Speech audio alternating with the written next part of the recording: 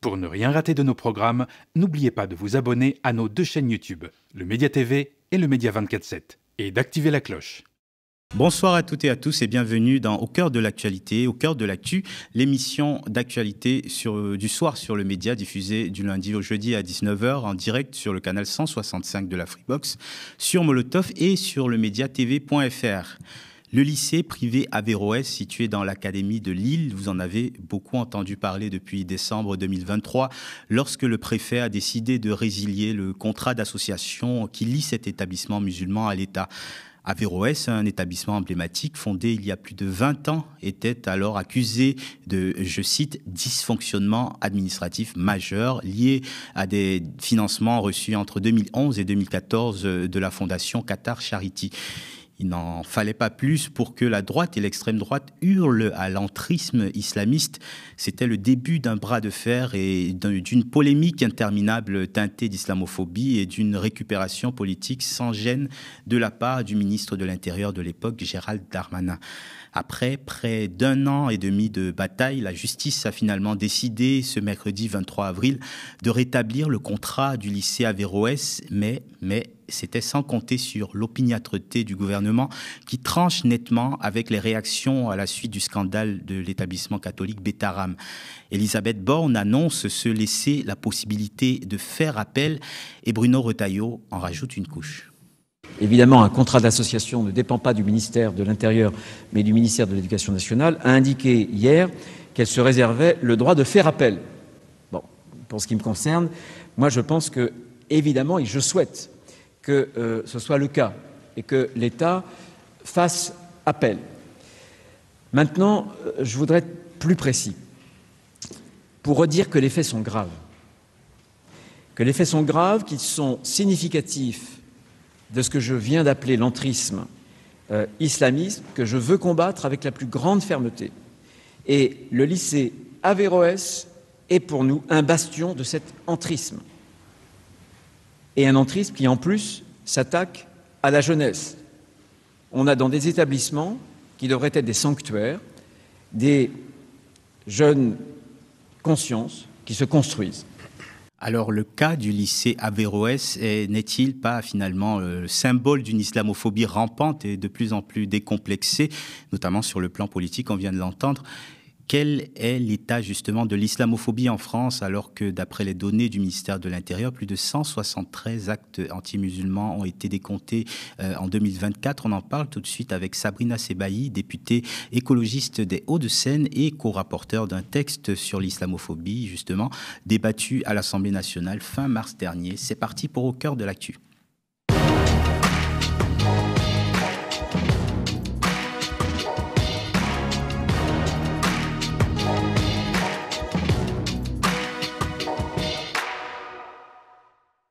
Bonsoir Sabrina Sebaï, merci d'avoir accepté notre invitation. Comment vous avez accueilli cette décision de justice, donc de rétablir le contrat de l'établissement musulman Averroès et derrière la réaction politique qui va dans le sens d'une contestation de cette décision? Habituellement, nous, on ne commente pas les décisions de justice. Là, je pense pour le coup que le lycée a fait un appel. Il a obtenu gain de cause sur son établissement. Non, par contre, ce qu'on avait dit dès le départ, c'est que ça nous semblait disproportionné, cette rupture de contrat avec cet établissement, et que on voit bien le ministre de l'Intérieur, dont on se demande d'ailleurs de quoi il est ministre, parce que visiblement, il est ministre de tout. Ministre des Affaires étrangères, la ministre de l'Éducation nationale, ministre de l'Intérieur, et donc il se mêle de tout. Il a un avis sur tout, et bien évidemment qu'il va continuer sur cette lancée. Moi, ce que je peux dire, c'est que quand on connaît le personnage, suite à ses dernières déclarations, rappelez-vous du dernier meeting où il terminait par « Vive le sport et abat le voile », ses premiers faits d'armes, c'est quand même de dire qu'il faut interdire les mères voilées accompagnatrices, qu'il faudrait interdire le voile dans les universités.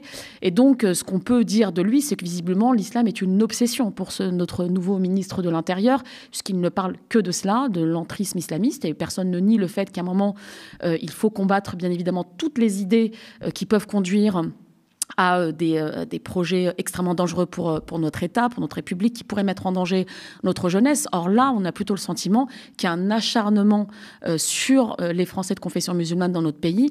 Et c'est un peu d'ailleurs ce que traduit finalement le rapport dont on a pu débattre à l'Assemblée nationale encore il y a quelques semaines de ça. C'était encore très frais.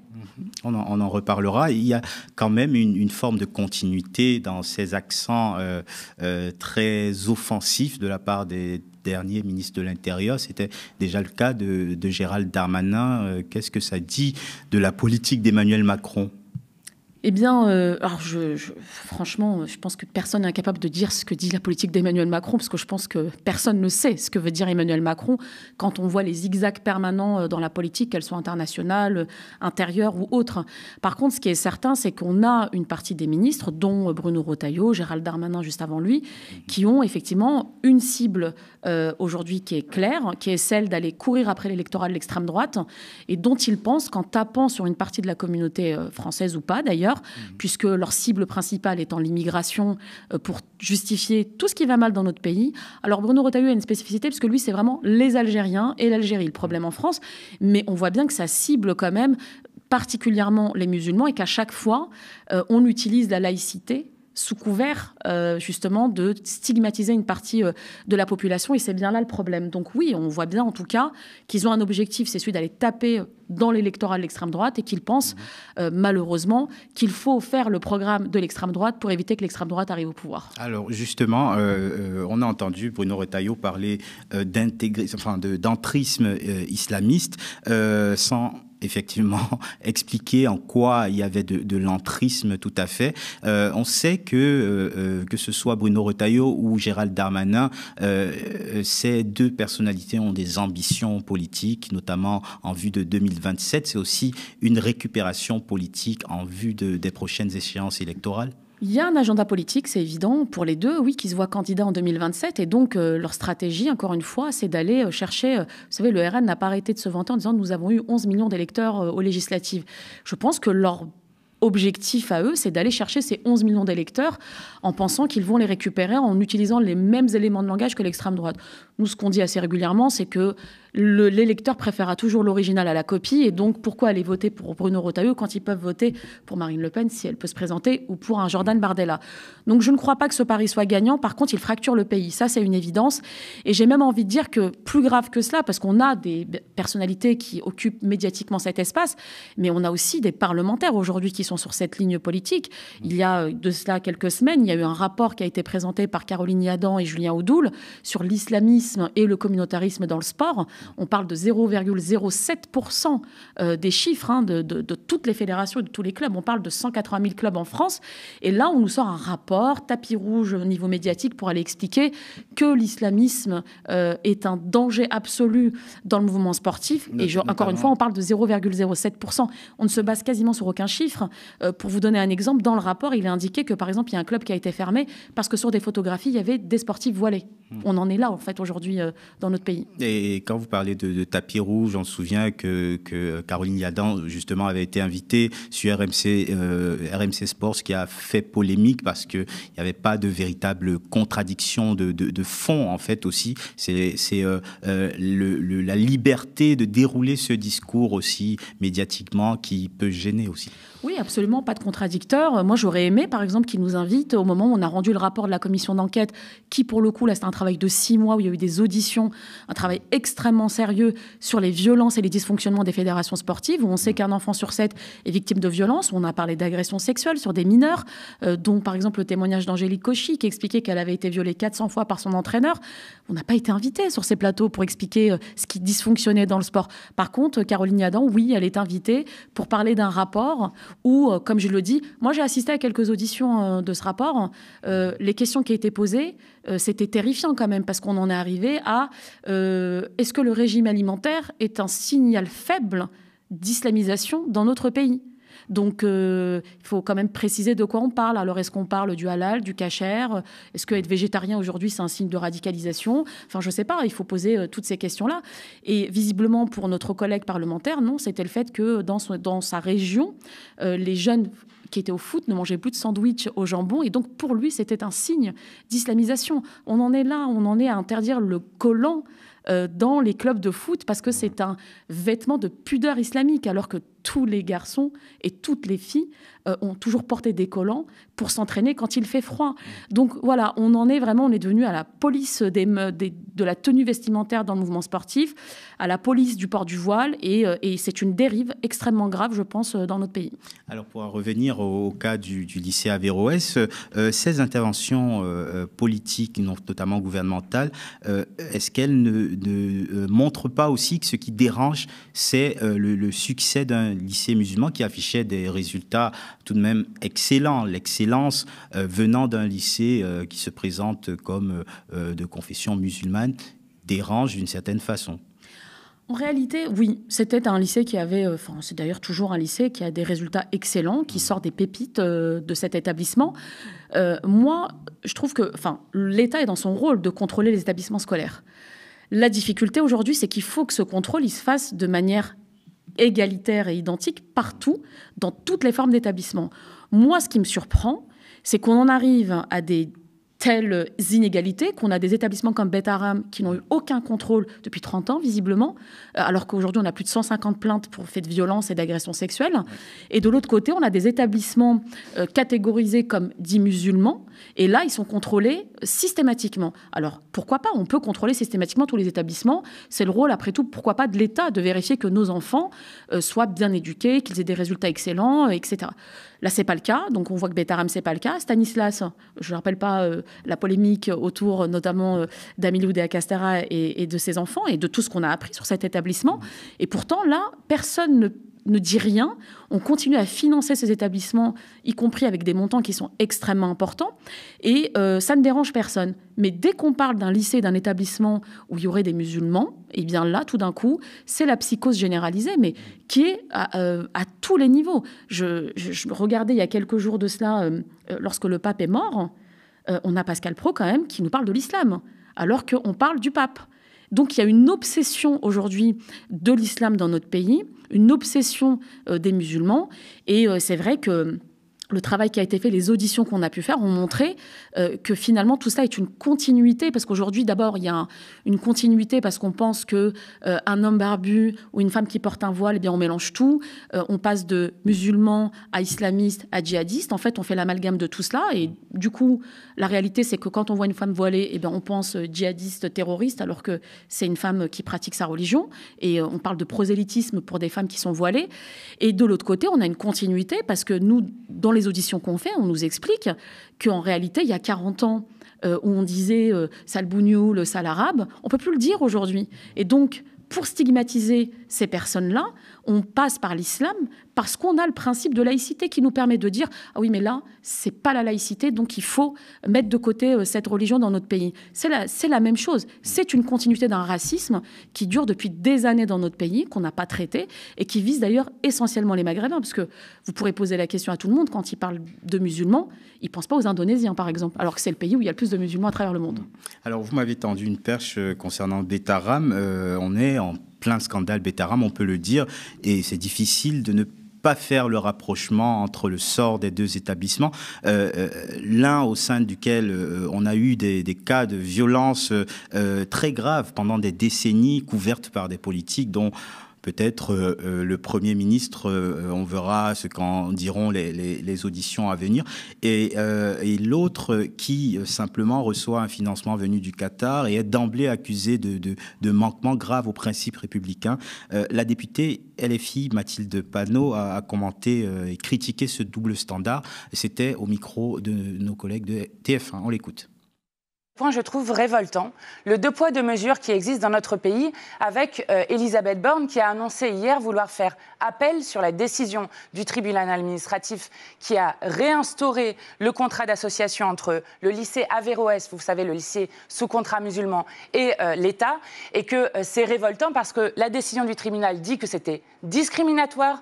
Or, pour Beth Haram, il n'y a aucune mesure qui a été prise, et Madame Borne tarde toujours à les prendre, et je trouve ce deux poids deux mesures révoltant et indigne de notre République parce que, encore une fois, on voit qu'il y a une différence entre des établissements sous contrat catholique et des établissements sous contrat musulman. Et la République ne peut pas l'accepter. Vous êtes d'accord avec ce que vous venez d'entendre, Sabrina Sebaï ? Oui, absolument. Je pense qu'il y a effectivement un double standard et de la manière dont on traite les établissements. Et c'est ça qui pose problème en réalité. Moi, je le disais, qu'on contrôle les établissements, c'est normal. L'État est dans son rôle. Il faudrait d'ailleurs donner peut-être plus de moyens à l'inspection pour pouvoir faire son travail. C'était le cas dans les fédérations sportives, c'est le cas dans l'éducation aussi. Mais par contre, c'est vrai que là, avoir des ministres qui disent qu'ils vont faire appel d'une décision de justice, alors que le rendu du tribunal est très clair sur le fait que c'était disproportionné, que c'était discriminatoire. Et de l'autre côté, on a le cas Betaram où il ne se passe rien, c'est-à-dire qu'on a le sentiment que l'État est passif par rapport à ce qui est en train de se passer. En tout cas, c'est le sentiment que ça donne de l'extérieur. Et on a une commission d'enquête qui est en cours, donc on verra effectivement les auditions et les résultats qui en sortent, mais on n'a pas le sentiment de les voir s'activer autant sur cet établissement Betaram, et d'ailleurs sur d'autres établissements dont on a encore des plaintes qui sont en train d'arriver sur des établissements aussi catholiques. Donc voilà, l'idée n'est pas de stigmatiser l'un ou d'opposer l'un par rapport à l'autre, c'est pas du tout le propos, mais par contre, il faut que tout le monde soit traité de la même manière dans notre pays. La devise républicaine, c'est celle-ci aussi, c'est de dire égalité. Donc l'égalité, c'est l'égalité de traitement aussi pour tous les citoyens, quel que soit le choix qu'ils font. Et d'ailleurs, dans les établissements privés, qu'ils soient catholiques ou musulmans ou même juifs, aujourd'hui, vous n'avez pas que des étudiants qui sont musulmans, catholiques ou juifs. Vous avez aussi des étudiants, des lycéens qui n'ont pas de religion et dont les parents font choix des établissements privés. Cette montée de l'islamophobie en France, vous le dénoncez dans ce texte présenté à l'Assemblée nationale. Quelles sont vos recommandations ? En fait, à l'échelle politique, oui, d'abord, on a un vrai problème, c'est que, d'abord, sur le mot islamophobie, ça cristallise le débat public aujourd'hui. Parce que même au sein de la gauche, je le précise, l'emploi du terme a fait débat, notamment certaines voix venues du Parti socialiste qui estimaient que le terme islamophobie ne caractérisait pas, qu'on aurait dû préférer le terme haine anti-musulman au terme islamophobie. C'est une diversion, on ne parle pas du fond en se préoccupant uniquement de la sémantique comme ça. Je pense que oui, je pense qu'en s'occupant de la sémantique, d'abord, c'est une manière de nier qu'il y a un problème dans notre pays sur l'islamophobie. Après, par exemple, sur le rapport qu'on a rendu, on avait une co-rapporteure qui était socialiste, pour qui le terme ne posait pas de problème. Mais tous les sociologues qu'on a interrogés nous disent que le terme islamophobie a été utilisé pour la première fois en 1910 par la France pour parler des Algériens, des indigènes à l'époque en Algérie, et pour stigmatiser spécifiquement les musulmans indigènes. Donc le terme initial, quand il est utilisé en 1910, c'était bien pour stigmatiser les musulmans. Entre-temps, c'est un mot qui a été un peu oublié, réutilisé pour d'autres choses, pour dire qu'il ne fallait pas critiquer la religion et l'islam. Nous, on a été très clairs, on est dans un pays laïque où le droit à la critique de la religion est un fait. Ce n'est pas la peine de revenir dessus. On sait qu'on peut critiquer les religions dans notre pays. Par contre, aujourd'hui, il est clair que ceux qui utilisent le terme d'islamophobie, et les victimes principalement, eh bien, en fait, quand elle parle d'islamophobie, elle parle bien de discrimination envers les musulmans. Donc, je ne vois pas, en fait, l'idée de dire qu'il ne faudrait pas utiliser ce terme, mais j'ai presque envie de dire que ça, c'est secondaire. Qu'on utilise le mot haine anti-musulman ou islamophobie, l'essentiel est de le traiter, ce problème. Et effectivement, on a dans notre pays une ambiance et un climat qui pose problème. Moi, dans le rapport, on l'avait mis en évidence. Quand vous avez, par exemple, une chaîne comme CNews, qui en 2023, sur 365 jours, utilise dans le bandeau le mot islam 335 jours, sur 365 jours. Donc islam et immigration. L'amalgame parfait et absolu. Je ne parle même pas de certains bandeaux qui parlent de l'islam comme étant un virus. Enfin, vraiment, on a le droit à tout et n'importe quoi. Donc, c'est un problème. Et dans l'une des recommandations, justement, il est proposé de renforcer le rôle de l'Arcom, parce qu'aujourd'hui, on voit bien la difficulté, d'ailleurs, pour des victimes ou pour des personnes qui se sentiraient victimes, de pouvoir obtenir gain de cause en faisant des signalements à l'Arcom sur les propos qui sont tenus sur les chaînes. Et il y a très peu, finalement, derrière de remise en cause. Vous savez, moi, j'avais posé la question, on me dit, oui, mais par exemple, si on dit une partie des musulmans, eh bien, c'est pas un problème. C'est si on dit tous les musulmans que c'est un problème. On en est là, en fait, de la subtilité pour pouvoir ou pas condamner des propos qui sont tenus sur un plateau, au même titre que vous pouvez tenir des propos qui sont absolument abjects, comme certains l'ont tenu parfois en disant qu'il fallait réguler la présence des musulmans en Europe ou des choses comme celle-ci. Eh bien, à partir du moment où le journaliste régule la parole, on considère que le travail a été fait, qu'il n'y a pas besoin d'intervenir. Là, c'est un problème. Mais il y a aussi dans le rapport des recommandations pour une formation, par exemple, des policiers, de la justice, pour mieux prendre les plaintes. Parce que vous avez évoqué 173 faits d'islamophobie. En réalité, c'est beaucoup plus que ça. Vous avez 50% des musulmans en Europe qui se disent avoir été victimes de discrimination. C'est énorme. Quand on parle et quand on auditionne les gens, ils nous disent mais en fait on est victime tout le temps. Tous les jours on subit de l'islamophobie.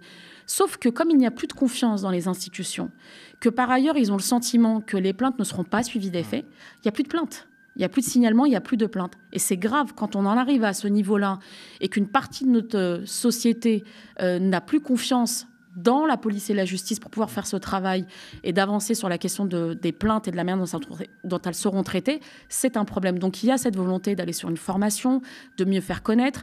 On a eu l'occasion d'auditionner ex-Twitter France. Par exemple, en Grande-Bretagne, ils ont fait une grande campagne de prévention sur l'islamophobie. Les pays anglo-saxons sont quand même beaucoup plus avancés sur la question. Pour le coup, voilà, en Grande-Bretagne, ils ont fait une grande campagne de prévention et de communication sur X pour appeler à la vigilance, pour faire de la prévention sur l'islamophobie.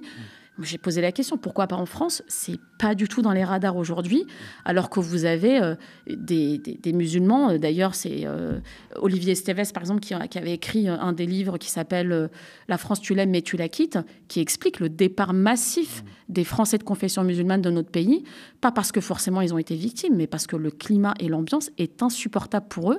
Et donc, c'est une double perte, parce que d'abord, on perd des gens qui sont formés, qui vont à l'école de la République, qui sont formés, qui ont des métiers et qui décident de quitter, donc ils vont dans d'autres pays où le climat est meilleur pour eux. Et c'est vraiment c'est une perte immense en fait pour notre pays. Mais vous, en tant que député, c'est difficile d'être audible sur ces questions quand on a cette surenchère politique permanente entre deux ministres, Bruno Retailleau et Gérald Darmanin, qui n'hésitent pas à parler comme l'extrême droite, sinon à prendre des positions dignes du Rassemblement national ou de Reconquête. Mais c'est extrêmement difficile parce que d'abord, si vous utilisez le mot islamophobie, le débat s'arrête. On va vous dire l'islamophobie n'existe pas puisqu'on a le droit de critiquer l'islam. Donc ils décident de prendre une seule version de la définition du mot. Donc c'est extrêmement compliqué.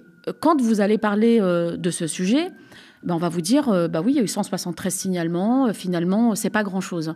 C'est pour ça que moi, ce que je dis à chaque fois, c'est signaler. Il faut signaler systématiquement. Parce que sinon, si on n'a pas de signalement, et donc il y a tout un travail à faire aussi pour pousser les gens à aller faire des signalements, on a même évoqué à un moment un MeToo de l'islamophobie. Parce que je crois à un moment que si ce sujet ne devient pas...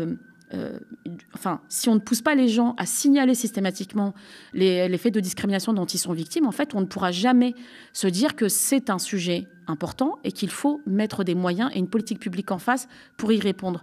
Donc voilà, moi je dis tout le temps, signalez systématiquement à chaque fois que vous avez un fait comme cela. Et puis, de toute manière, à chaque fois que vous en parlez, on est islamo-gauchiste, on est des éco-terroristes. Enfin, vraiment, on se fait disqualifier du débat public parce qu'on ose pointer des sujets qui sont extrêmement importants. Mais moi, j'ai envie de leur dire, ce qui est grave, finalement, c'est que, au contraire, nous, on est dans une logique de fédérer notre pays et la nation et de dire qu'il n'y a pas de distinction à avoir entre les citoyens. Quelle que soit la religion, ou pas, d'ailleurs, on a le droit aussi d'être athée dans notre pays. Et en fait, l'objectif étant pas de distinguer les gens en fonction de leur religion. Sauf que là, on part du principe que parce qu'on est maghrébin, on est forcément musulman. Et c'est aussi un problème. Vous savez, on a des parents qui nous disent, mais en fait, c'est le cas à la cantine où quand il y a des enfants avec des prénoms à consonance maghrébine, d'office, on leur donne pas de viande ou on leur donne pas de porc. Enfin, vraiment, on est dans des préconçus, dans des schémas en France qui sont assez inquiétants. Et je crois d'ailleurs que y compris le terme islamophobie, par exemple, on l'utilise au Conseil de l'Europe, il y a des résolutions qui ont été votées. Donc on voit bien qu'on a des problèmes, on a une spécificité en France. Mais encore une fois, du travail qu'on a réalisé, on se rend bien compte que la question coloniale, la question du Maghreb et donc la question de l'islam sont très liées en France. Et c'est aussi pour ça qu'il y a une spécificité. Alors, est-ce qu'on peut aller jusqu'à parler d'irresponsabilité d'État, parce que on voit des attaques de mosquées et on voit aussi le danger avec des mouvements néofascistes violents qui se constituent et qui ont pour projet de passer à l'acte contre les musulmans, mais contre toutes les autres minorités. Est-ce qu'il y a une irresponsabilité de la part de l'État de ne pas mettre en place les conditions pour faire reculer ces discriminations? Ah, mais moi, je pense que oui, il y a une forme de nonchalance, en tout cas, et de stigmatisation précise envers les musulmans en France, qui peut être extrêmement dangereuse. Vous aviez encore, il y a quelques semaines de cela, Manuel Valls qui expliquait que l'antisémitisme était essentiellement arabo-musulman dans notre pays. Donc on pointe, on utilise une communauté pour taper sur l'autre. Ensuite, ça a été les Asiatiques, vous savez, c'est quand même des bons immigrés parce que eux, ils font pas trop de bruit, on les entend pas trop. Donc là aussi, on utilise une communauté pour taper sur l'autre. C'est pour ça que je parlais de fracture dans notre pays. Pour moi, de mon point de vue, c'est ça qui est le plus dangereux en réalité dans notre pays. C'est cette fracture-là qu'ils veulent mettre en place artificiellement, justement pour pouvoir aller engranger un électorat d'extrême droite. Moi, ce qui est certain, c'est qu'aujourd'hui, on a des actes extrêmement graves dans notre pays. Des mosquées qui sont attaquées, une explosion de l'antisémitisme, du racisme de manière générale. Et il est de la responsabilité de l'État de travailler à l'apaisement et à la résolution de ces problématiques, parce que sinon, vers quelle société est-ce qu'on veut aller ? C'est vraiment, parfois je suis très inquiète, je me dis mais en fait, qu'est-ce qu'on raconte à notre jeunesse et qu'est-ce qu'on veut faire de notre société, de notre pays, quand on a des personnalités à ce niveau-là de l'État qui utilisent des mots pour stigmatiser, pour monter les uns contre les autres, pour provoquer la fracture dans notre pays. Ils ont une responsabilité, bien sûr, dans l'ambiance et dans le climat qui règne dans notre pays. Et je crois qu'à la fin, ils seront perdants, en réalité. Moi, j'en suis persuadée. Alors, vous avez commencé à l'évoquer. Il y a aussi la responsabilité médiatique qui se pose pendant le Ramadan. Notamment, on a pu entendre des séquences assez hallucinantes comme celle-ci sur BFM TV.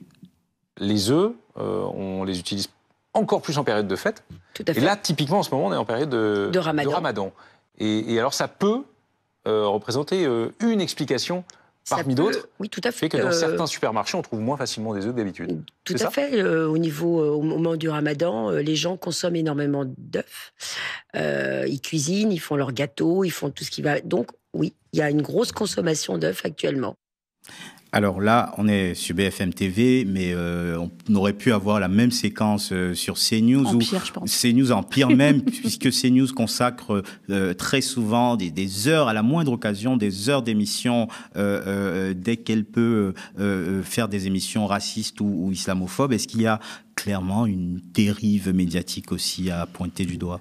Oui, pareil, on regarde les émissions. J'avais dit tout à l'heure l'exemple des bandeaux CNews, les débats, la manière dont ils sont menés, le fait qu'il n'y ait pas de confrontation d'idées. On est vraiment dans un déroulement de tapis rouge sur les propos islamophobes largement, avec des experts. On ne sait pas ils sont experts de quoi, mais ils sont experts visiblement de l'islam. On n'invite jamais les principaux concernés sur les plateaux pour en parler.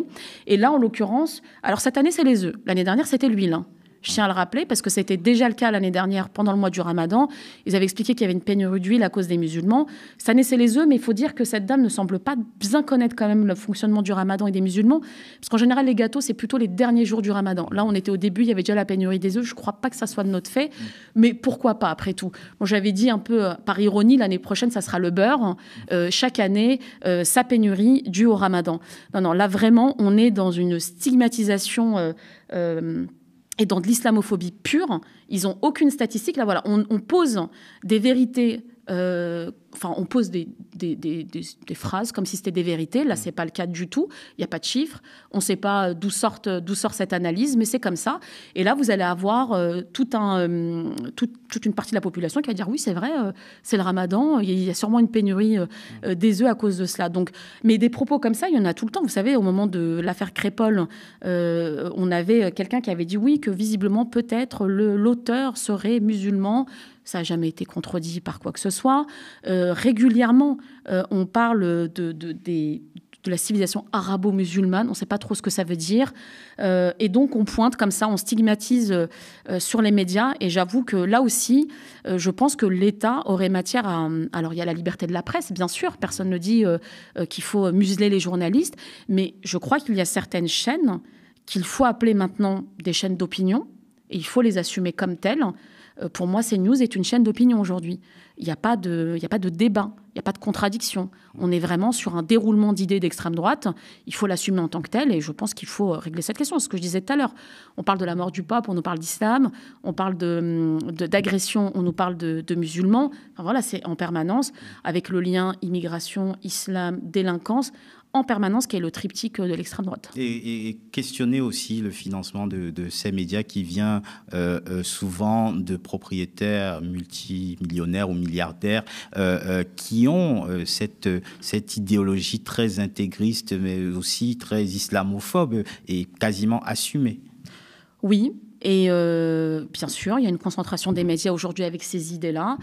Mais c'est très surprenant parce que le même qui, en l'occurrence, détient certains médias, ça ne le dérange pas d'aller au dîner des bâtisseurs. Et là, avec tous les catholiques qui pèsent dans notre pays, sans aucun problème. Là, on ne parle plus de laïcité. Si on avait fait le même dîner avec des musulmans... Ce serait du communautarisme. Ouh là là, alors là, ça aurait été de l'islam politique, de l'entrisme, de l'islamisme. On aurait eu le droit à tout, alors que là, ça ne pose absolument aucun problème.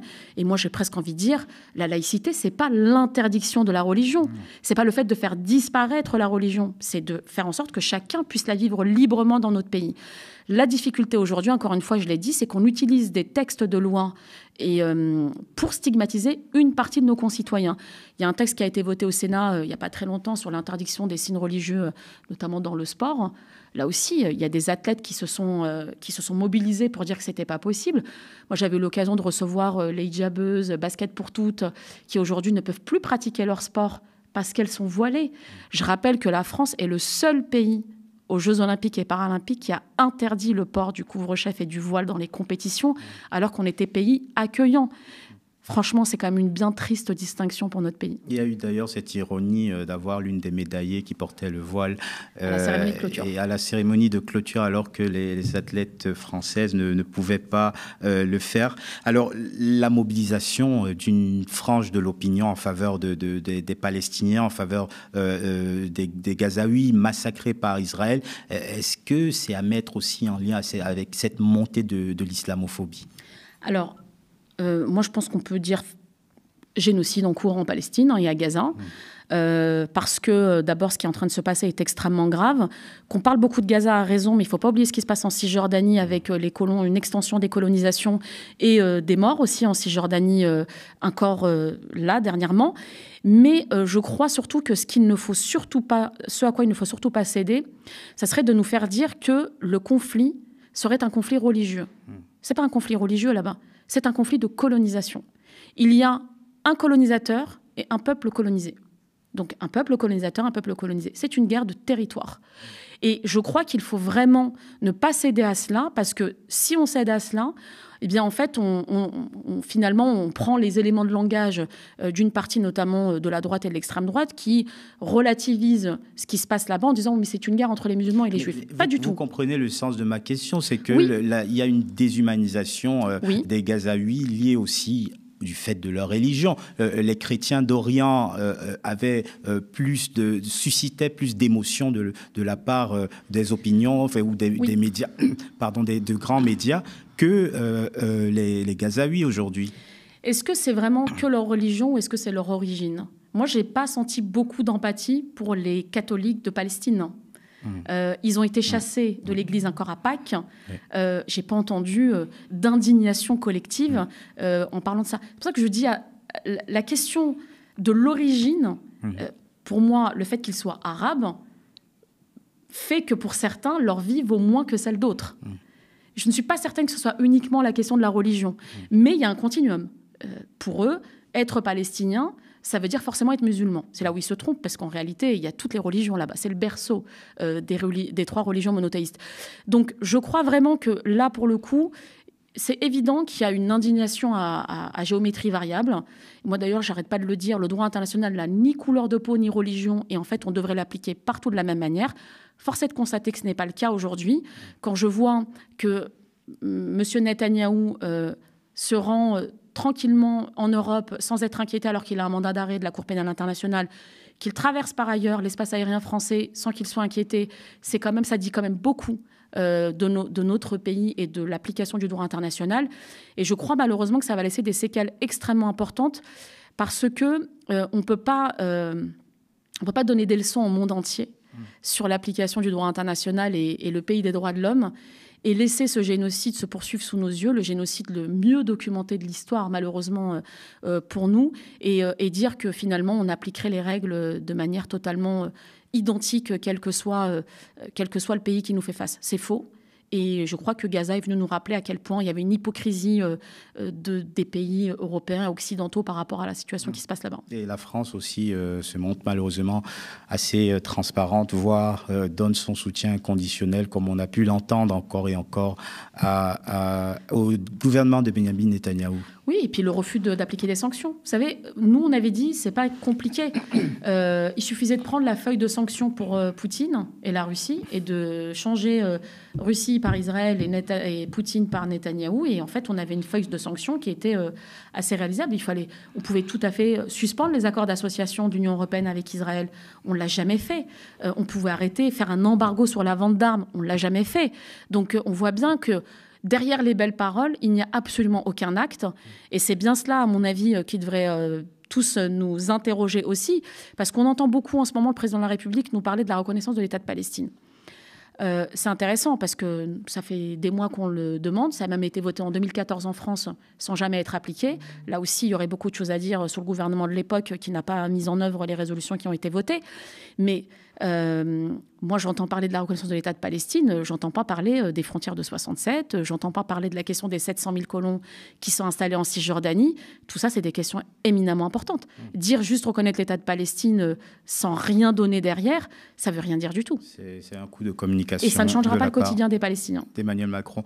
Pour en revenir au sujet de l'islamophobie, quelle est la suite parlementaire que vous comptez donner, s'il y a suite parlementaire, à donc ce texte sur l'islamophobie? Qu'est-ce que vous prévoyez pour le futur? Alors alors d'abord, je dois dire que c'était assez miraculeux d'avoir ce débat dans l'hémicycle, parce que c'est un sujet dont on parle beaucoup partout et dont, en fait, on n'a jamais eu un temps de débat.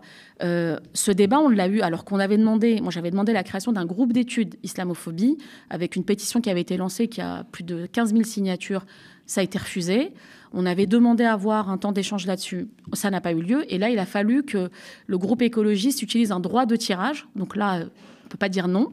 Donc c'est un droit de tirage une fois par session pour obtenir ce débat sur l'islamophobie. Donc maintenant, la suite, c'est de lancer un groupe de travail transpartisan sur la question pour pouvoir approfondir le travail, parce qu'en quelques semaines, c'était quand même compliqué d'auditionner toutes les personnes qu'on aurait voulu avoir pour justement traiter ce sujet en profondeur. Et donc l'idée, c'est d'avoir un groupe de travail qui approfondisse le travail pour aller éventuellement sur des propositions de loi pour travailler spécifiquement et pour sanctionner spécifiquement ce qu'on appelle islamophobie, haine anti-musulman. Encore une fois, peu importe pour moi, l'essentiel étant de traiter le sujet. Merci beaucoup, Sabrina Sebahi, députée des Hauts-de-Seine, d'avoir accepté notre invitation. Merci à vous de nous avoir regardés. Un merci particulier, spécial, et toute la rédaction du média se joint à moi pour remercier le réalisateur de cette émission, Elie, qui est un grand professionnel, très sympathique, très jovial et solaire, et qui nous a accompagnés pendant 6 années de loyaux et très salutaires services à la régie du média. Merci à Elie. Et vous, je vous remercie et vous incite notamment pour avoir des grands professionnels comme Elie à continuer de donner aux médias. C'est grâce à vos dons que nous pouvons réaliser Au cœur de l'actualité, que vous avez regardé sur la Freebox, sur Molotov, sur la chaîne YouTube du Média 24/7 ou sur le média tv.fr. N'hésitez pas à nous laisser un commentaire si vous avez regardé sur YouTube ou bien à nous envoyer par mail votre réaction si vous avez regardé à la télévision. Et donc, je le disais, si vous en avez les moyens, soutenez-nous, soutenez le travail d'un journalisme véritablement indépendant en allant sur le média tv.fr. Restez connectés à nos antennes et bonne suite des programmes sur le média.